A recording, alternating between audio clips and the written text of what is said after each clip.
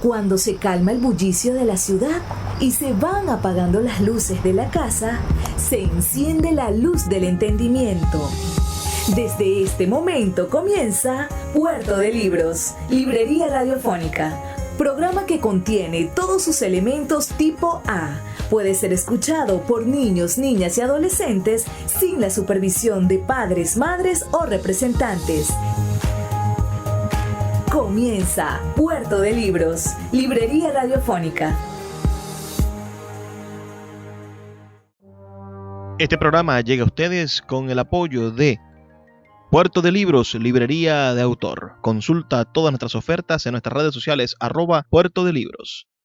Sultana del Lago Editores, empresa zuliana de servicios editoriales. Conviértete en autor. Contáctalos en su página web sultanadelago.com. Bienvenidos a Puerto de Libros, Librería Radiofónica. Les habla Luis Peroso Cervantes, quien de lunes a viernes de 9 a 10 de la noche trae para ustedes este programa a través de la Red Nacional de Emisoras Radio Fe y Alegría. 23 emisoras conectadas para llegar a sus hogares con buena literatura, buenos libros, un poco de ideas para transformar el país y de vez en cuando buenos invitados. En esta oportunidad estoy con un caballero que me ha demostrado su tenaz inteligencia, su manera pertinaz de ver el mundo, y creo que será un excelente invitado para esta noche y para que ustedes puedan disfrutar de una visión un poco diferente a la de los ratones de biblioteca, pero no desprovista de inteligencia y de ese sentido crítico que necesitamos para despertar como ciudadanos. En la noche de hoy estaremos escuchando y compartiendo con el contador, ¿verdad? James Ramos. ¿Cómo estás, James? Bienvenido a Puerto de Libros, Librería Radiofónica. Buenas noches, Luis. Un gusto estar aquí en tu programa. Agradecido por esta excelente oportunidad que nos brindas. James, tú eres presidente del Colegio de Contadores del Estado Zulia.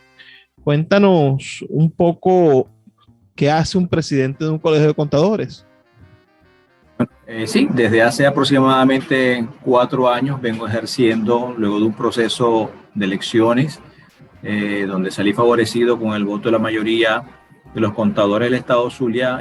Vengo ejerciendo la presidencia del Colegio de Contadores Públicos. Bueno, sin duda que el gremio tiene muchas facetas, Cervantes. El gremio tiene una faceta que es yo considero que el tema medular de las gestiones gremiales tienen que ver con la capacitación.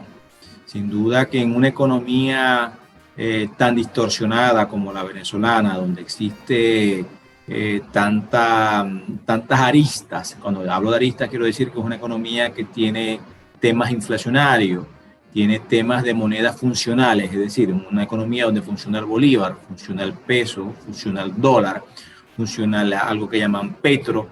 Entonces, bueno, todo este tipo de operaciones que distorsionan, que son muy distintas a una economía normal, obligan al profesional de la contaduría pública a estar capacitado para tener respuestas adecuadas a todo lo que son los contribuyentes o al sector empresarial a la cual le presta servicio. Entonces, esto obliga. La primera función que tiene un presidente de gremio es tratar de llevar las mejores prácticas profesionales a la mayor cantidad de colegas posible que se encuentran ávidos de capacitación de distintos temas tributarios, financieros, laborales.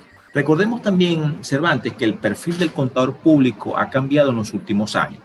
Hace 30, 40 años atrás, el contador público era un tenedor de libros. Hoy día no es el caso. Somos un profesional totalmente mucho más robusto, mucho más completo.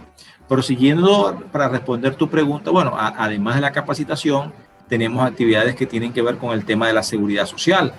Buscar mecanismos que le permitan al contador público que trabaja bajo libre ejercicio, que de pronto no tenga un seguro, algún tipo de herramienta para poderse atender médicamente él y sus familiares. Tenemos también actividades deportivas que son sumamente importantes, actividades de recreación. El colegio, además de actividades sociales, actividades de reconocimiento. Entonces, todo este tipo de actividades son encabezadas por por el presidente del colegio, y algo que es muy importante, que es la defensa gremial. Entendiendo que la defensa gremial es un papel que es en defensa de los contadores públicos, en atención a los contadores públicos, es decir, proteger los espacios que tiene el contador público de sus actuaciones, que su espacio laboral no sea invadido por otras profesiones y que sus actuaciones y sus criterios sean respetadas por los distintos niveles de gobierno que existen en el país. Así muy sucintamente te puedo hacer un resumen de lo cuales son las funciones del presidente del Colegio de Contador Público. James, ¿en qué año naces tú? Nací en el 76. En el 76, o sea que eres hijo de ese boom petrolero de los años 70, de esa Venezuela saudita. Tienes ese sello que Carlos Andrés le impuso a las empresas venezolanas, el Maravén, el Pequibén, en ese mismo lote, en esa misma Venezuela naciste, pero me hace preguntarte, ¿en qué momento te sentiste venezolano? ¿Cuál es tu primer recuerdo de la existencia de Venezuela como país? Si lo tienes o si tienes algún otro recuerdo que te haga acercarte a tus primeros rasgos de identidad.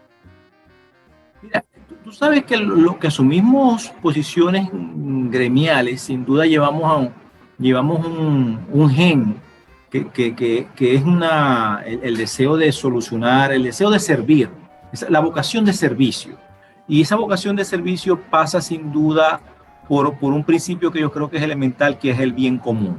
Y ese bien común atraviesa por la sensibilidad de mejorar un país. En ese instante donde tú tienes esa vocación de servicio y estás claro que existe un proceso para hacer el bien común, que debe ser como una regla de vida el bien común, tú empiezas a enamorarte de tu país.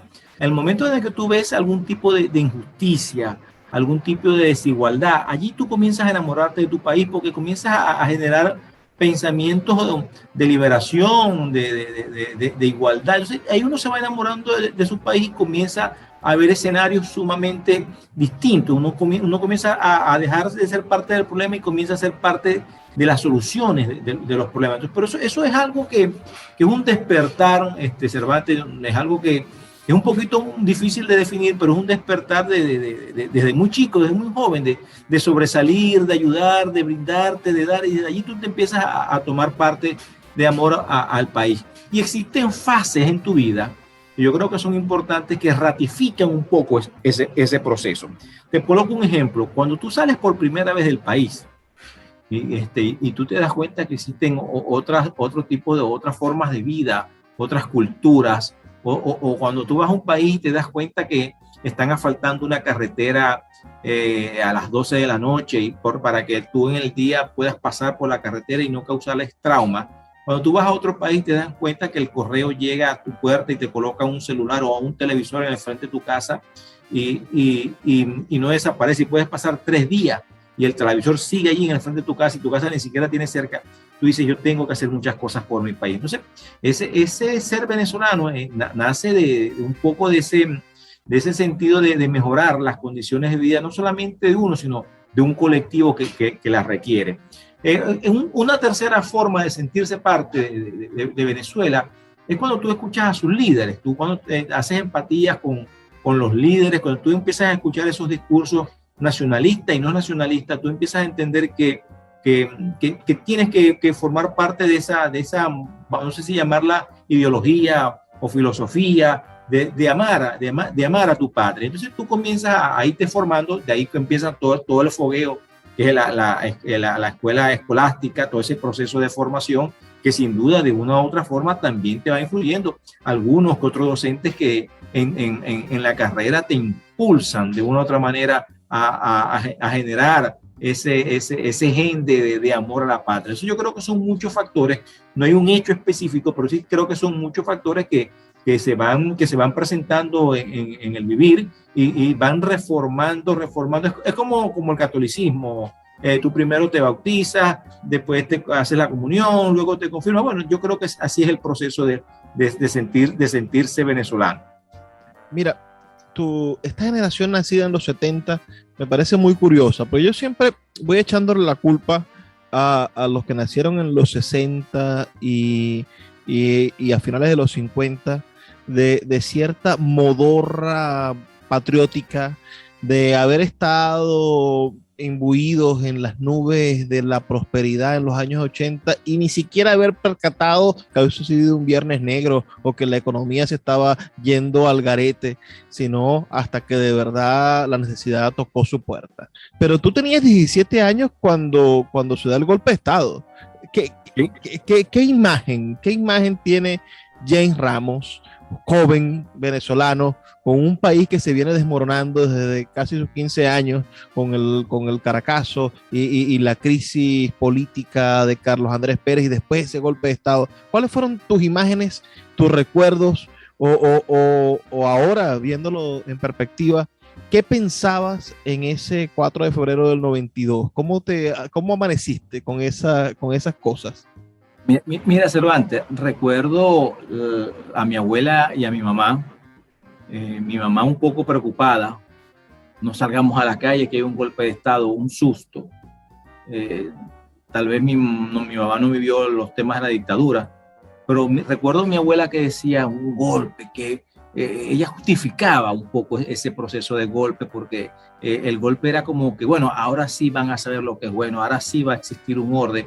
Uno a esa edad, ya uno metido un poco en los temas de pronto apasionados de la política, tiene una posición distinta, porque ya uno que estaba en ese proceso de salir de ser estudiante y convertirse en trabajador, veía de pronto truncado las posibilidades de entrar a las universidades, o veía como una palanca entraba más fácil que otro, o optar a algún trabajo, si no tenías algún padrino no podías entrar. Ya uno venía en un proceso de descomposición del sistema actual. Pero sí recuerdo perfectamente ese día, Cervantes, cómo mi mamá estaba un poco preocupada y mi abuela decía, bueno, no cantaba victoria, pero decía, bueno, esto va a mejorar, porque en los tiempos de la dictadura las cosas mejoraban. Y usaban una frase que tú debes conocer: uno no podía salir ni al frente sin franela, sin camisa, decía mi abuela, porque pasaban las policías y te hacían que te cambiaras o que ingresaras a tu casa. Entonces, bueno, fue un proceso, fue un parto, lo que nosotros fuimos vedores de un parto que se dio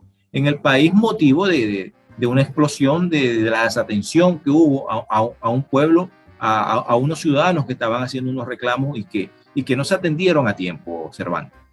Vamos a hacer una pausa, James. Son solamente 2 minutos y ya vamos a empezar a investigar en tu vida el por qué estudiar contaduría y de qué manera te has involucrado con la acción política y social de la ciudad de Maracaibo. Si ustedes quieren dejarnos sus comentarios, pueden hacerlo al 0424-672-3597, 0424-672-3597 o en nuestras redes sociales, @librería radio en Twitter y en Instagram. Son solo 2 minutos y ya volvemos con más de Puerto de Libros, Librería Radiofónica.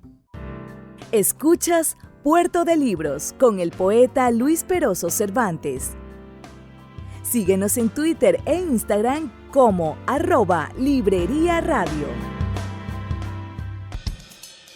La librería Puerto de Libros, librería de autor, ya se encuentra en el Teatro Baral de Maracaibo. Puedes acercarte al maravilloso espacio del café del Teatro Baral y allí vas a encontrar un repertorio gigantesco de libros de nuestra librería Puerto de Libros, librería de autor. También puedes solicitar cualquiera de nuestros títulos a través de nuestra página web puertodelibros.com.be o a través de nuestras redes sociales, especialmente Instagram, @Puerto de Libros en Facebook, Twitter e Instagram. Puerto de Libros, la mayor librería virtual de Venezuela y ahora también en el Teatro Baral, patrimonio cultural de nuestro país.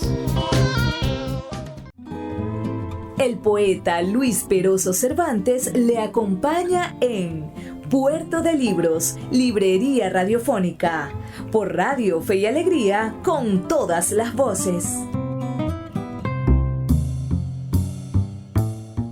Seguimos en Puerto de Libros, librería radiofónica, esta noche con el contador público, con el presidente del Colegio de Contadores Públicos del estado Zulia y también secretario general del partido Fuerza Vecinal en la ciudad de Maracaibo, en el estado Zulia, una nueva organización política que creo que puede contribuir de alguna forma a redefinir los problemas que tenemos en este dime y direte de la derecha y de la izquierda, de los rojos y los azules, de aquellos que no se ponen de acuerdo y que parece que están en un diálogo de sordos.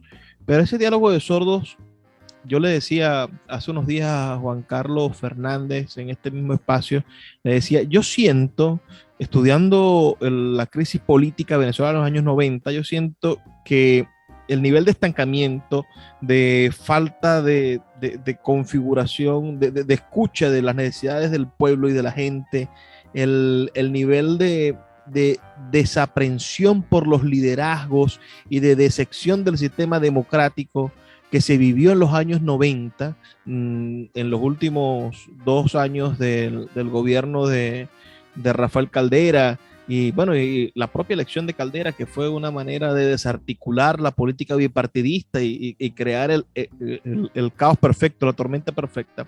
Yo creo que ese clima antipartido, antidemocrático, anti tantas cosas y que nos dio tanto daño de los años 90 está ahorita replicándose. Ahorita hay un descontento popular de la gente contra los liderazgos, no importa de qué partido sean, es cierto, estos partidos preestablecidos, todas estas cúpulas de poder, pareciese que la gente ya no creyera en ellas.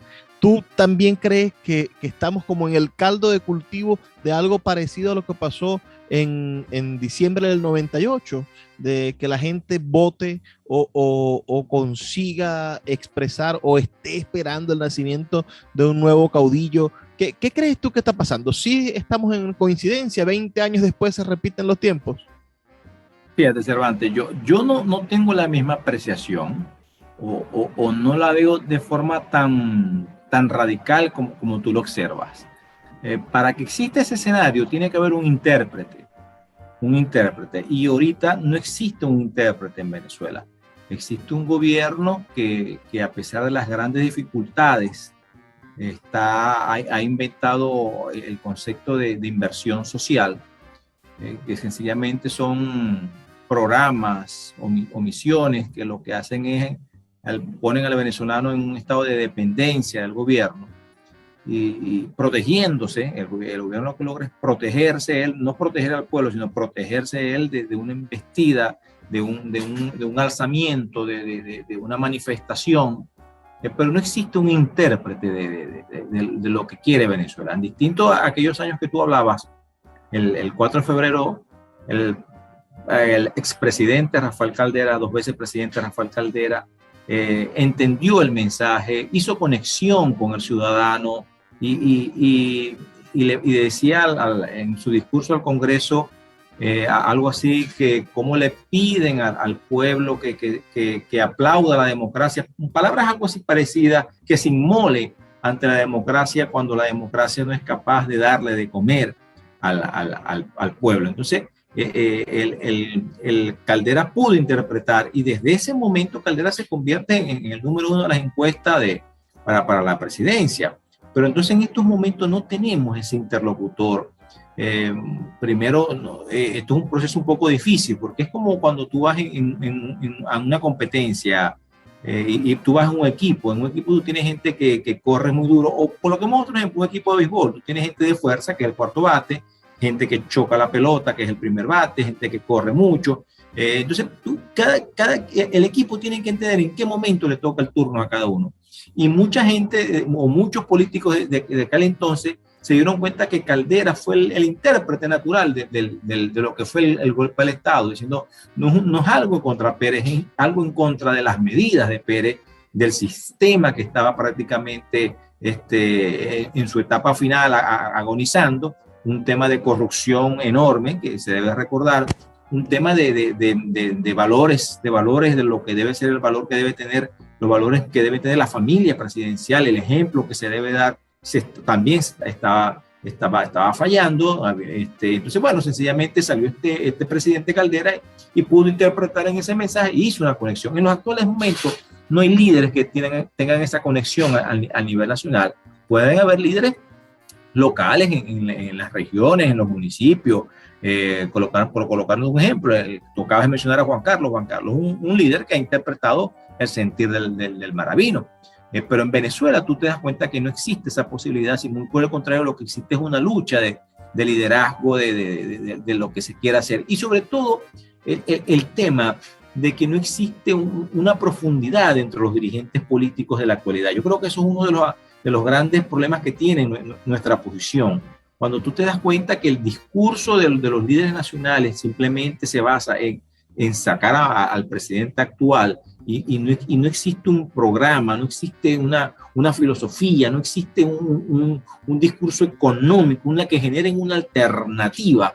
Entonces tú te das cuenta que hay una carencia de retórica para hacer conexión con el pueblo. Sí, lo que existen son candidatos más que todo de marketing, de imágenes, pero no existe un sustento, algo que diga, bueno, este candidato nos está brindando esta alternativa y la alternativa consiste en, hoy día no existe. Mientras esos escenarios no se den, yo creo que es muy difícil que lleguemos a esa situación. Con esto no quiero negar, Cervantes, que existe una situación económica sumamente dura, que golpea, que afecta, que la gente quiere manifestar, pero no hay el detonante, no hay la chispa que logre ese impulso.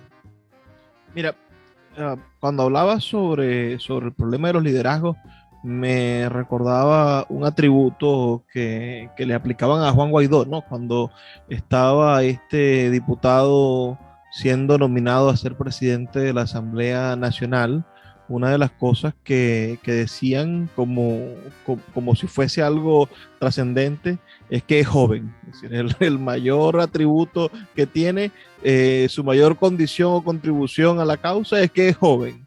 Entonces, así sucede con más de un diputado o con más de un candidato a concejal en el día de hoy. ¿Cuál es su propuesta? Bueno, es llevar la juventud al consejo municipal.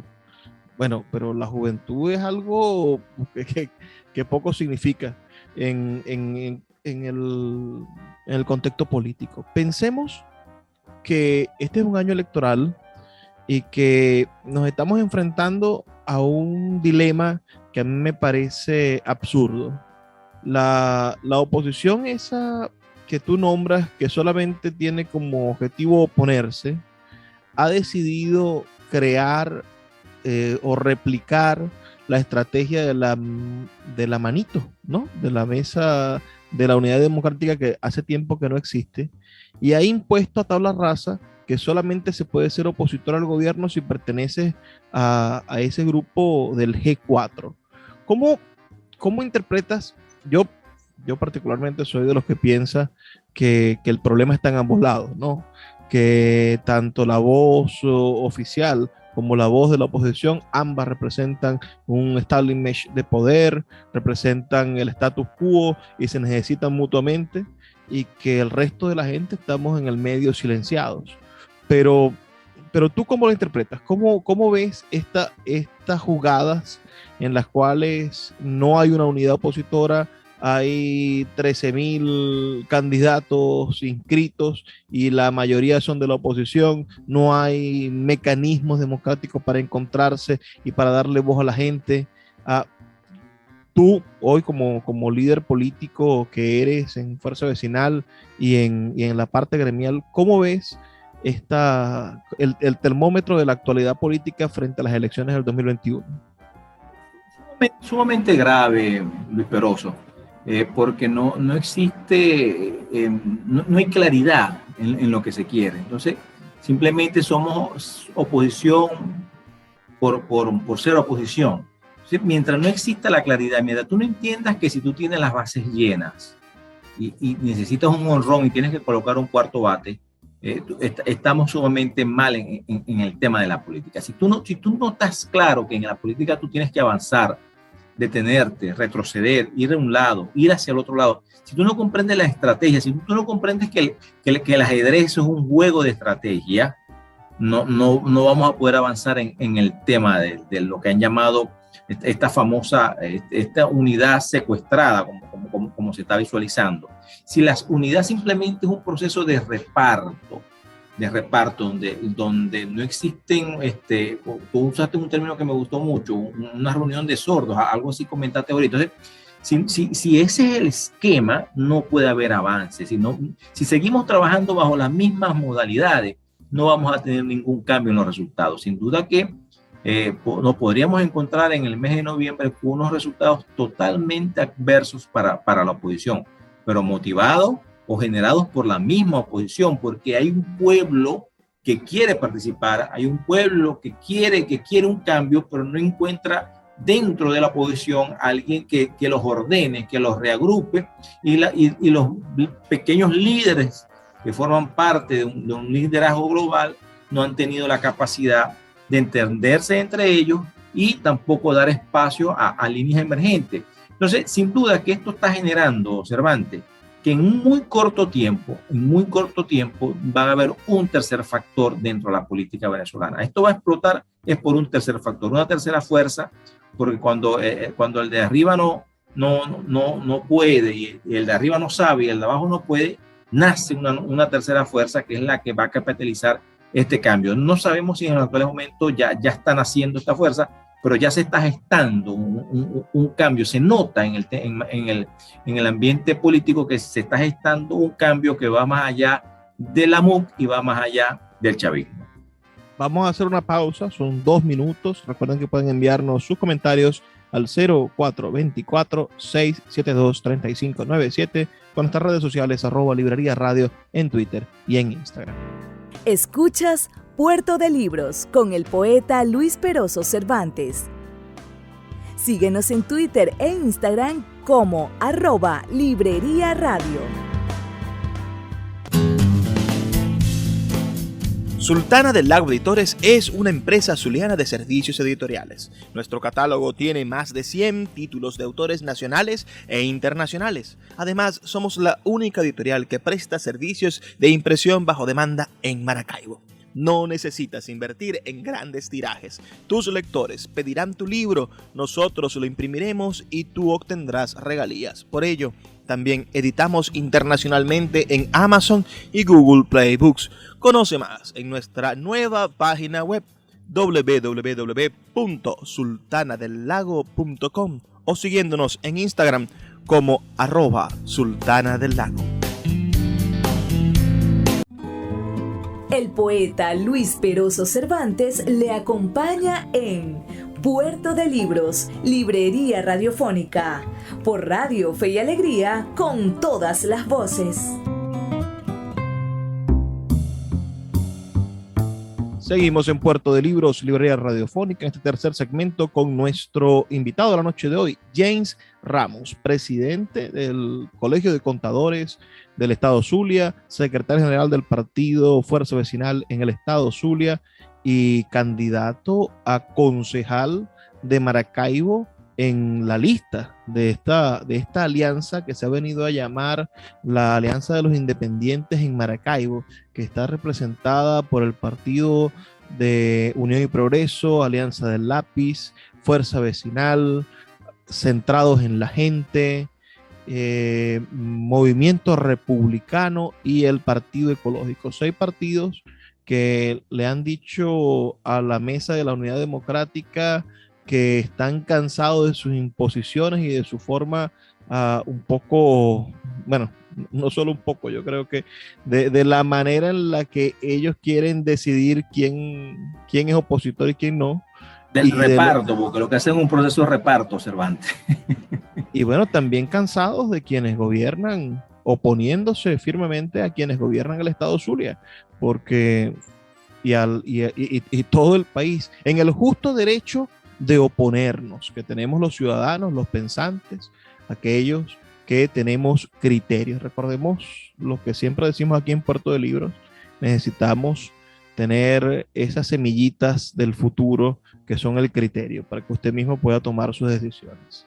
James, vienen momentos difíciles para la ciudad, pero ahora que estás involucrado en este proceso y que vas como candidato a concejal de Maracaibo. ¿Qué se puede hacer desde un consejo municipal para transformar una ciudad? Regularmente los concejales son una especie de fantasmas o son personajes que sirven para que las señoras que están paradas frente a los edificios municipales les pidan para almuerzo o algo así.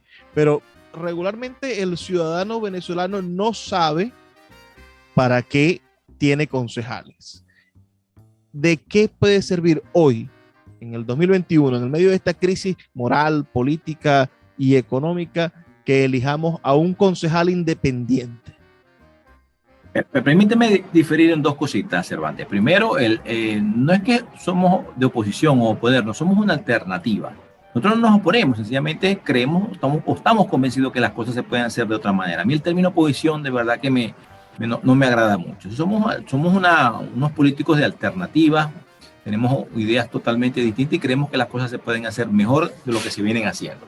En el tema del papel del concejal, mira, el concejal siempre son unos legisladores municipales, vamos a decirlo, vamos a usar este término, y sin duda que tienen mucha responsabilidad de las situaciones que vive el municipio como tales. Son garantes de los servicios, son garantes de las ordenanzas. Por colocar un ejemplo, una de las propuestas que nosotros deberíamos llevar o que vamos a llevar a la próxima Cámara Municipal es la discusión de una nueva ordenanza municipal que tiene que ver con el impuesto a las actividades económicas. Nosotros tenemos que evaluar la actual ordenanza y sobre todo que esta ordenanza sea ajustada a lo que establece la ley. Es decir, que sea una ordenanza que esté en afinidad con la ley orgánica del Poder Público Municipal para el pago de los impuestos. Y no solamente el impuesto a las actividades económicas, sino así lo que tiene que ver con el impuesto a la publicidad, el impuesto a los inmuebles, entender que existe una Venezuela que ha cambiado, que tú te recuerdas aquella cuña que decía, el petróleo es de todos. No, hoy día no. Hoy día el petróleo eres tú. Entonces, ese quiebre de la economía petrolera rentista a una economía que ahora es totalmente distinta, que se maneja, que el principal ingreso de las alcaldías son los impuestos, pero ese impuesto tiene que ser evaluado, tiene que ser estudiado a través de una ordenanza y tiene que ser discutida con quiénes, bueno, con quienes son los afectados, con los legítimos interesados, que son las distintas cámaras, que son los contribuyentes, con los profesionales que hacen vida en el tema económico, los economistas, los administradores, los contadores, y poder evaluar y crear una nueva ordenanza, que la ordenanza nace lo que es la cultura tributaria. Y cuando hablamos de cultura tributaria, estamos hablando del deseo de generar esa sensación al contribuyente que el pago de ese impuesto de una u otra manera va a recibir una retribución el día de mañana. Pero tenemos que evaluar todos los impuestos que se están cobrando en el municipio de Maracaibo, porque nos encontramos en un esquema de voracidad fiscal. Nos encontramos con unos impuestos que son confiscatorios y que sin duda de no atenderse ya los próximos meses, el tema de la informalidad y el tema de la evasión fiscal cada día va a ser peor. Entendamos que son dos conceptos totalmente distintos. La economía informal es aquella persona que nace informal, crece informal y muere informal. Es decir, que no está acostumbrado a pagar impuestos. Y recordemos que es la parte de la economía que menos aporta o que no aporta nada y que más consume, porque bueno, usa el servicio público de la colección de basura, usa la electricidad y se conecta de forma ilegal. Eso es la informalidad, eso no hace daño, es una competencia desleal para todos aquellos negocios que es formal. De igual manera, Cervantes, lo que es la evasión es aquel contribuyente que en vista que no puede seguir pagando impuestos, porque no existe una armonización dentro de lo que son los impuestos municipales y lo que son los impuestos nacionales, se ve obligado, escúchese bien, se ve obligado a pagar, a no facturar o a generar un tipo de venta no legal, pero puede subsistir y puede hacer sobrevivir a su negocio. Otro tema que tendríamos que atacar tiene que ver la cantidad de canchas deportivas y de plazas que se encuentran en Maracaibo. Nosotros tenemos que crear un gran plan de trabajo cultural, deportivo, social, involucrar a las escuelas, involucrar a las universidades, involucrar a una cantidad de nóminas que existen en estas alcaldías, una cantidad de docentes que necesita, que tiene la posibilidad de ayudarnos a las distintas iglesias, que puedan participar en lo que debe ser el sábado cultural y el sábado o el domingo cultural deportivo para Maracaibo. Nosotros tenemos que activar todas las canchas deportivas, una actividad deportiva en la mañana, unas actividades culturales en la tarde. Esas actividades recreacionales que necesita el niño deben ser ¿dónde? En los sitios más cercanos a su hogar, en las canchas deportivas, en cualquier plaza que tenga sus condiciones. El concejal tiene muchas cosas que hacer y nosotros llevamos bastante propuesta para el tema. Uno de los temas que más me preocupa tiene que ver con la arborización. Uno de los planteamientos que nosotros queremos hacer es que se tiene que decretar el día de la siembra de árboles y semillas en Maracaibo. Ese día todas las instituciones, todos los colegios, todas las iglesias, todas las empresas, todos los gremios ese día tienen que salir a la calle a crear un proceso de arborización. Bueno, a sembrar, y vamos creando una conciencia totalmente distinta. Es decir, entonces yo siento que los concejales tienen una enorme tarea y sobre todo una tarea también de contralor. Eso es importante, que el concejal sea garante de todo el presupuesto que se ejecute en la alcaldía sea ejecutado de forma eficiente, y se le dé atención a los problemas medulares que tiene el municipio. Si tú ves que un municipio, por colocar un ejemplo, está colocando alumbrado en algunas plazas, pero si tú no puedes ir a la plaza porque no tienes agua, si tú no puedes ir a la plaza porque no tienes transporte, si tú no puedes visitar la plaza porque tienes problemas de inseguridad, ¿será que la plaza es el problema primordial del municipio? Entonces, tenemos que entender, tenemos que hacer un análisis profundo, tenemos que hacer que la gente participe y discuta el presupuesto. Esto siempre se discute en temas electorales, pero cuando se llega al gobierno no se ejecuta. Esto es el chistecito viejo, aquel de que es el lobo. Cada vez que hablamos de que estamos en campaña, hablamos de descentralización, pero cuando convertimos en gobierno solamente hablamos de centralizar. Es el lobo. Y es el lobo. y resulta que son el lobo disfrazado. Señores, desconfiar de los políticos es un buen oficio. Yo siempre les he dicho que cuando llegara el tiempo de campaña, a los políticos que pasaran por aquí les iba a preguntar: ¿qué libro estás leyendo? James Ramos, ¿qué libro estás leyendo en este momento? Mira, Cervantes, yo normalmente estoy ahorita leyendo uno de Nixon y tengo en mi escritorio otro de Mao Zedong. El de Mao Zedong no lo he comenzado, el de Nixon lo estoy terminando. De verdad que me gusta leer más que todo temas así como Los Allende, Vidas de Rafael Caldera.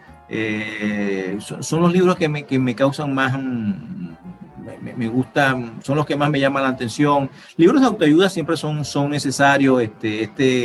Este psiquiatra que fue el director de la Vinotinto, se me escapa ahorita el nombre. De verdad que me gustan mucho los libros que son bastante motivacionales, porque te hacen una reflexión interesante de que la gente vive culpando a los demás. Es decir, yo no tengo un carro porque el gobierno, yo no tengo una casa porque mi papá no me dio. No, prácticamente tú decides lo que tienes que hacer, y de verdad que esos temas son bastante interesantes. Pero ahorita te prometo que mañana comienzo el de Mao Zedong, lo tengo ya en mi escritorio, lo preparé para darle inicio con el lunes lectura, y estoy terminando el de Richard Nixon.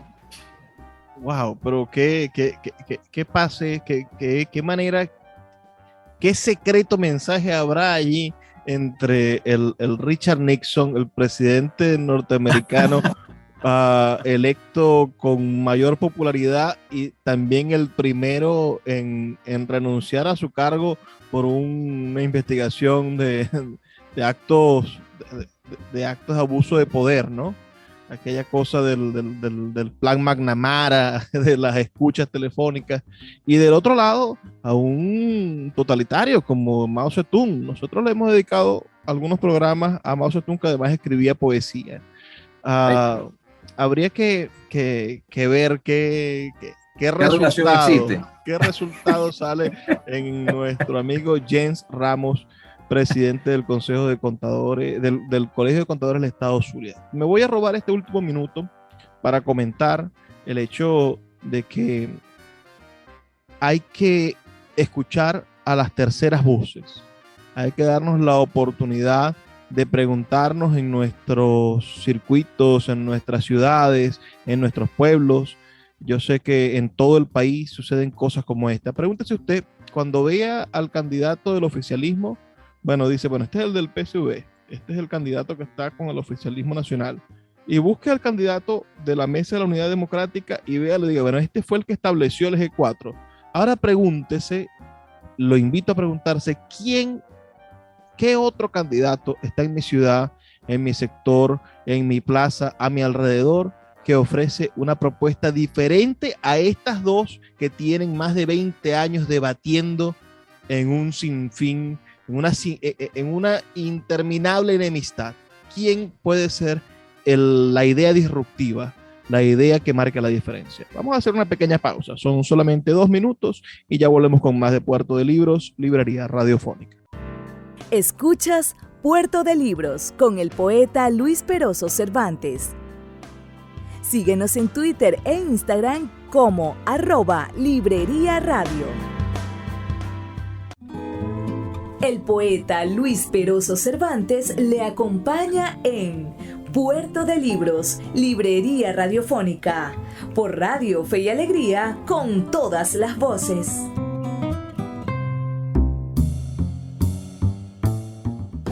Llegamos al último segmento de nuestro programa de la noche de hoy, pero no se pongan bravos que todavía nos quedan 12 minutos para conversar con nuestro invitado, con James Ramos. James, me gustaría saber, ¿por qué estudiaste contaduría pública? ¿Por qué no ciencia política o por qué no derecho, que siempre está un poco más allegado a las personas que tienen ese espíritu combativo de la política? ¿Por qué estudiar contaduría pública? Bueno, originalmente obedeció a un tema económico, Cervantes. Yo quería estudiar ciencias políticas, en su defecto mi segunda opción era derecho, pero cuando estoy culminando el bachillerato en el Liceo Rómulo Gallego, estoy en tercer año de bachillerato, decidí estudiar bachiller mercantil. Mi mamá me dijo, nos dijo, porque yo soy morocho, nos dijo a mi hermano y a mí, nos dijo, mira, si quieren seguir estudiando después de bachillerato, tienen que ustedes buscar la manera de costearse. Bueno, era un hogar bastante difícil. Mi abuela, mi mamá trabajaba, mi mamá era empleada pública, éramos 3 hermanos. Y como muchos hogares venezolanos, había muchas debilidades, vamos a usar ese término, debilidades de pronto económicas, ¿no? Siempre tuvo presente los valores, la honestidad, el afecto de nuestra madre y nuestra abuela, pero mamá fue muy sincera en decirnos, si quieren seguir estudiando o van a hacer algún otro estudio, tienen que ser ya por su cuenta. Bueno, yo vi la posibilidad de sacar el bachillerato mercantil en el Rómulo Gallego y saqué el bachillerato mercantil y automáticamente hice mi pasantía en algo que se llamaba aquí el Banco de Maracaibo, Banco Hipotecario del Zulia. Hice mis pasantías y ahí pude ver varias contabilidades. Vi contabilidad en tercer año, vi en cuarto año y en quinto año. Cuando estoy en Banco Maracaibo, me realizaron una prueba para un contrato y cuando hice la prueba, fui también seleccionado como para ser estudiante, ¿sí? Ser aprendiz 15 es el término. Fui seleccionado para aprendiz 15, entonces decidí no firmar el contrato y comencé a estudiar a través del mismo banco y convertirme en aprendiz 15. Era un año de que te pagaban tu sueldo completo y nos pagaban por estudiar y luego le prestabas tú un año de servicio al banco. Entonces para mí eran prácticamente 2 años de trabajo garantizados. Bueno, en ese interín vimos contabilidad básica, departamental, un número importante de contabilidades. Bueno, después que salí de aprendiz 15, Cervantes, ¿qué me iba a poner a estudiar si ya había visto como 4 o 5 contabilidades? Bueno, decidí entonces estudiar contaduría, saqué el técnico en contaduría pública en el Pedro Emilio Colp. Luego realicé mis estudios en la Universidad en la URBE, en la Universidad Rafael Belloso Chacín. Me gradué de licenciado en contaduría.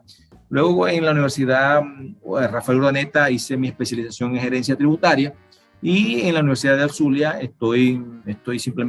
me falta 2 capítulos de mi tesis para hacer mi maestría en finanzas en la Universidad del Zulia. Entonces, bueno, me vi obligado, primero fue un tema económico y segundo, después de haber avanzado en el tema de la contaduría, yo veo que no tenía sentido de volverme a estudiar derecho o otra carrera, pues ya le había agarrado amor a la carrera. Bueno, una manera quizá diferente de asumir el problema de lo político, porque siempre nos encontramos con el político abogado que nunca ha ganado un caso, sino que son abogados de oficio. Me pasa con el candidato de la MUD de Maracaibo, que le veo el currículo y yo digo, pues este hombre tiene toda la vida viviendo de ser diputado. Fue diputado 2 años del Consejo Legislativo, después 2 periodos en la Asamblea Nacional sin resultados. Y uno dice, bueno, pero este hombre ha vivido toda su vida del sueldo de diputado. ¿Cuántas veces habrá ido a juicio siendo abogado? Pero ver la política o ver la acción social, el trabajo de acción social desde puntos de vista diferentes es lo que va a permitir contribuir a los cambios, ¿no? Poder decir, pero no nos detengamos solamente desde la ciencia política, sino pensemos cómo puede ver esto un contador que ha llevado empresas, que conoce el dolor de cabeza de un empresario al momento de pagar el impuesto.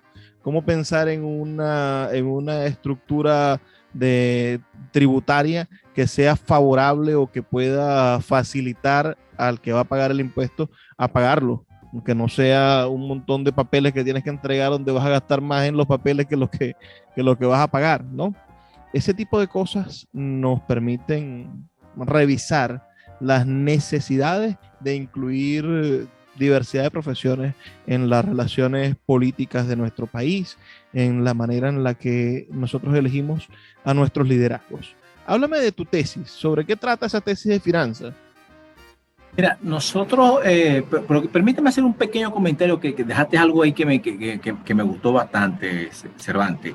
El tema de que tenemos que profundizar en esos procesos de simplificación de trámites administrativos.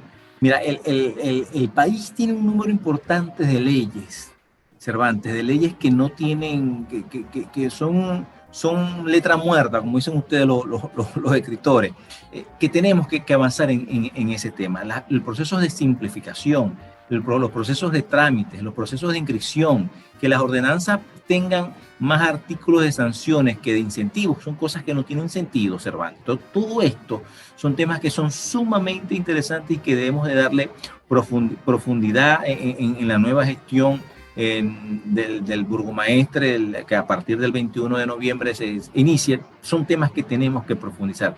Tratar que el ejercicio de ser empresario sea mucho más fácil. Entender que cuando yo agarro un negocio y yo cierro un negocio y lo multo, prácticamente estoy obligando al consumidor a que vaya al buhonero a comprar, y estamos cometiendo graves errores.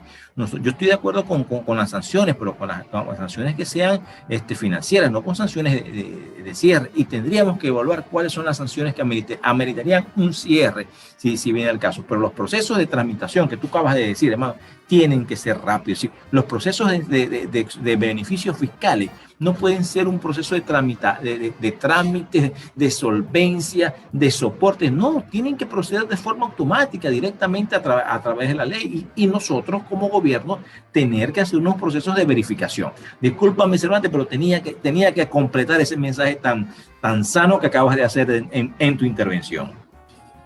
Ahora, James, en los minutos que nos quedan, me gustaría, primero te pregunté por tu tesis, ¿de qué trata esa investigación que estás haciendo en este momento? La tesis habla, o es una investigación sobre los que son los nuevos sistemas de financiamiento que debe tener el sector empresarial en economías de crisis. Es decir, podremos evaluar en dónde poder ubicar el dinero. Hay gente que le tiene mucho miedo a lo que son las monedas llamadas Bitcoin. Hay gente que es mucho más atrevida en esos temas. Acuérdate que estamos en una economía que no tiene ahorita el crédito, no existe. Estamos en una economía donde tú puedes colocar dinero en otras monedas, pero que tienen algún tipo de movimiento. Tal vez el dólar en Venezuela sí tiene una depreciación, pero tenemos monedas como el peso colombiano, que tienen fluctuaciones que yo siento que son fluctuaciones que varían a través de una investigación, que varían de acuerdo a la época. Recordemos que Colombia tiene mucho evento turístico, entonces en esos momentos de entrada y salida la moneda también genera un cambio. Estamos investigando sobre el tema de dónde poder invertir los recursos, o de dónde sacar algún tipo de financiamiento e inversión para el sector empresarial en Maracaibo. Insisto en esto, ¿no? Una de las primeras ideas que tenía yo sobre la profesión de los políticos era la decepción que mi mamá sufrió con Claudio, se me olvidó el nombre, Claudio Fermín. Claudio Fermín. Mi mamá quería votar por Claudio Fermín cuando yo era un niño, en los años 90 yo era un niño y ella quería votar por él, hasta que Oscar Llanes lo entrevistó y le preguntó que de qué vivía, y Claudio Fermín respondió con aquel cinismo que va a quedar para la historia de la política, que él vivía de sus amigos. Y encontrarnos con personas que ahorita están abocadas a la política, pero desde su profesión, que viven de su trabajo, que no están buscando el cargo político para sobrevivir, creo que es algo notable. Y en ese sentido, ustedes han venido hablando de algo que me parece maravilloso, la idea de una generación emergente en la política. Cuando uno ve las planchas a los consejos municipales de la mayoría de los partidos de la mesa de la Unidad Democrática, de esos 4 partidos del G4, ellos son un montón de políticos de zorros viejos, con una cola larga y canosa. Y yo digo, bueno, esta gente tiene 4 años, por lo menos en Maracaibo, sin gobernar, sin estar en el Consejo Municipal, 4 años, como diría la gente en el pueblo, ¿no? Pelando, ¿no? Y están locos por volver a un Consejo Municipal a desarrollar las mismas prácticas que nos han mantenido en la ruina en la que vivimos. Pero me agrada escuchar que gente como la de Fuerza Vecinal, como esta alianza independiente que se ha configurado en Maracaibo con estos 6 partidos, hablan de una generación emergente, de una nueva generación de políticos, de personas que están comprometidas con la acción social, cultural y económica de la ciudad, pero con un nuevo rostro. ¿Podrías definirme un poco esa generación emergente de políticos, James? ¿Podría qué? Disculpa. Definirlo un poco. Bueno, sí, el problema es que es una nueva generación que nace comprendiendo lo que fue bueno ayer y lo que es bueno hoy, pero también comprende lo que no funcionó ayer y lo que no está funcionando hoy. Es esa nueva percepción de la política bajo un concepto de ver la totalidad, no ver el fragmento, no sentirnos simplemente izquierdos, sentirnos derecha o sentirnos centro, sino entender que la política varía, que la política cambia en cada instante y que lo que tenemos que ver es la totalidad. Y en esa totalidad tenemos que tener todo un espacio, pero no un espacio para luchar, sino un espacio para encontrarnos, para buscar puntos de encuentro. Ese nuevo político es el que están haciendo, es el político inteligente, que no va a un proceso de discusión, sino va a un proceso de agrupación, de ir sumando voluntades en búsqueda de un mejor bienestar para todos. Señores, se ha terminado este programa de la noche de hoy. Agradecido por sus comentarios. Pueden enviarlos al 0424-672-3597, 0424-672-3597. James, danos tus redes sociales, ¿dónde podemos escucharte, seguirte, conocerte? Todas mis redes sociales, todas, Instagram, Facebook, Twitter, son @JamesRamosAriza.